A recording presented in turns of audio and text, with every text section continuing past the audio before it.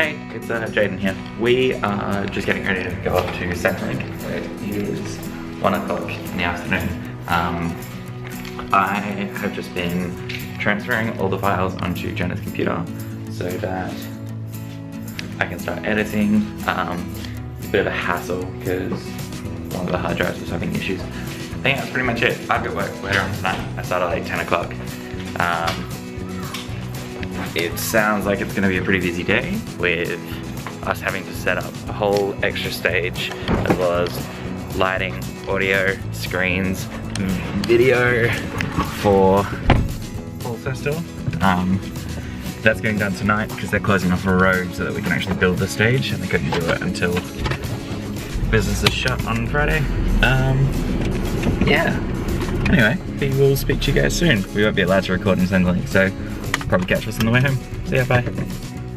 Since we got home today from Centrelink and going shopping and stuff, Jen and I have been sitting down doing our claims, and it has taken us hours and hours and hours, and it's so much fun. My claim has crashed twice. Jen's claim has crashed twice. She's just found out some of the details about me. She didn't know, so yeah, it's been fun. It's been a very fun day. It's now about 7:15 at night, and I've got to leave for work. I started a conversation yesterday, or the day before, probably the day before, about our household and the fact that we're all vegetarian and vegan. And I started talking about our old housemate Patty and his tendency to buy cheap meats. And I told you guys the lamb neck story. We used to have a housemate, Patty. He was a meat eater, and he was an interesting meat eater as well. It wasn't just, you know, your everyday meats. I remember one time we had a house party, and a couple of us were sitting in the kitchen, and Patty came home from work, and he was like, oh, I'm really, really hungry. He was like, oh, I got these lamb bits. I'm just gonna fry them up. And I was like, oh, cool. That sounds interesting, called lamb bits. And I had a look, and it was actually lamb neck. So normally you would throw this in a stew, or, you know, you'd boil it down and use it in mutton, or you'd feed it to your dog. So he, you know, felt very brave, threw it in the fry pan, cooked it up like you normally would, and then couldn't eat it. He sunk out the whole house, literally. There's about 7 of us here. We all bundled up into mine and Jenna's bedroom, closed the door, put a towel around the door frame, so because the smell of this was just so putrid. Like, we had other meat eaters there and they couldn't stand it. Anyway, Patty struggled through a couple of bites and then tried to feed it to my dog Arlen, who was not even keen. And Arlen would have eaten absolutely anything, like anything. He's gone through the garbage, you know, like, would eat honestly anything. And then he wouldn't touch these lamb necks, and that was the point for Patty where he realized he probably shouldn't be eating it. I didn't get through the second story because my camera battery, my camera storage had filled up, so unfortunately it cut out on me. So I'm gonna retell that story because we love Patty. Patty is like just one of my favorite human beings in the entire world. He is just bubbly and happy and just so sweet and kind and genuine. Like, he's just the sweetest dude. But then he also just throws you these absolute curveball questions out of nowhere. I said in the last video, we used to work together. And anyway, I'd been working quite a lot. I'd also been helping out a friend who also owns another bar. So I had worked like almost 2 weeks straight. I was exhausted, and it was like my first day off. I literally sat down in our lounge room and was just eating a bowl of cereal, and Patty comes in out of nowhere and he's just like, so what gets you up in the morning? And like these big life questions with like no prelude or anything. And I was like, you know, sat there and I thought about it, and it probably took me like 10 minutes. Yeah, so gathered my thoughts together and gave him a response, you know, like, I think I said something along the lines of like my, you know, my dad is my idol, and I wish to be a person that he would be proud to, like, not just call his son, but just be, like, proud to be around and, like, talk about and just spend time with, which I know that he is. Like, that's it. I know that he loves us and he's proud of us, and, like, he's always been there for us and backed us and supported us in every single thing that we did. I struggled a lot as a child, as a teenager, with mental health and anxiety and depression and that sort of thing. And my dad was there for me 100% of the way.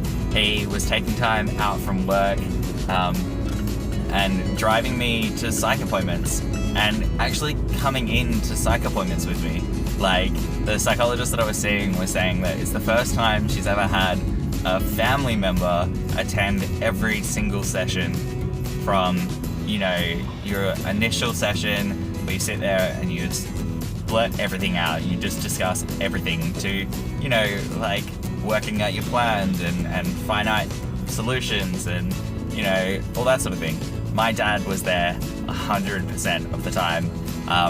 You know, and, like, to the point where it was causing him stress at work. Like, he had a couple of arguments with his managers and, like, the owners of the company, and yeah, I didn't realize at the time how much stress it was putting on my father.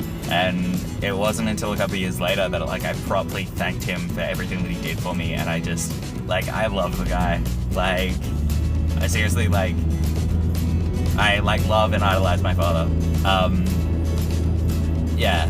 Anyway, so I told Patty all of this out of, like, first thing in the morning, and he was like, oh wow, like, that was so much more than I was expecting. Do you mind if I change my whole idea for the screenplay that I've been working on for years to make that the key characteristic of a character? And I was like, are you serious? Like, he wanted to change it and tweak his story to be about, like, idolization of a father figure and that paternal love and that sort of thing. And it was really, really cool. Like, this is what I mean. Like, Patty is just so invested in other people that, like, that wasn't a big deal to him. He, like, he appreciates everybody and, like, respects everybody so much. Like, I've learned so much from Patty. Back to the story at hand, though, because this is the one time where Patty definitely stuffed up. So, like I was saying in the last video, you know, we're a household of vegos and vegans. So, at the time, it was Jen, myself, Pat, and Jez. So, Jez has been vegan for several years, vegetarian since I think he was like 13. So, a long time. Jen's been vego now for 4 years. At the time, it was probably about like 2.5. I'd been vego for a little bit over a year.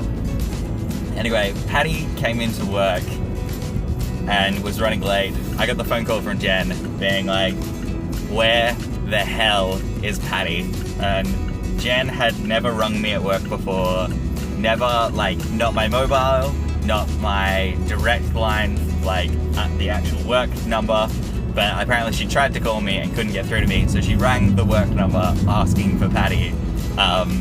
Anyway, he literally walks through the door as I've, like, finished this conversation, and I'm just like, it's Jen, and she is mad. Anyway, she has a go at him over the phone, and they chat back and forth, and then he gets off the phone, and I was like, what did you do? And he was like, well, I've been watching a lot of Hannibal recently, and one of the episodes of Hannibal cooks a bacon-wrapped heart. Yep, bacon-wrapped heart. Now, like, as a meat eater in the past, and somebody that hasn't gotten inclusion to exotic or weird or abstract food, even I was like, what the hell? Like, who cooks bacon-wrapped heart as just a casual dinner meal? Like, I love Patty. He's so adventurous and outgoing, and it's like one of his aspects that I absolutely love about him. But he couldn't. First of all, he messed up the timing on the recipe. He thought he was gonna have to slow cook it for about 3 hours, Turns out that it was actually 8 hours, so he hadn't set aside the right time for it. So he had to leave for work and had just left the oven on, slow cooking this heart for Jenna and Jeremy to deal with, without telling either of them that's what he was doing, or this was the day that he was cooking it. Like, he had mentioned that he was possibly going to make bacon wrapped heart because he was really intrigued. Yeah, so anyway, Jeremy, our vegan housemate, had to go from his bedroom at the front of the house to the oven, turn off the oven, close the door on the oven, and basically our whole house, when I came back from work 6 hours later, still just smelled of not even like beef or cow, right?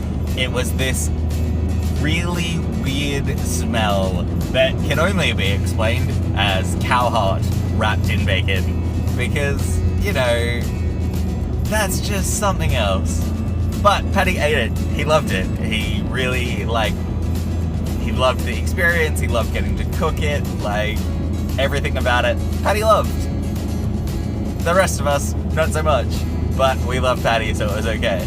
That's the end of my rant from 2 days ago. And like I said, Paddy he is just an absolute blessing, but also quite a lot to deal with when you aren't expecting something like an abstract conversation, an abstract cooking experience. He is just one of those people that absolutely loves life, and we love him.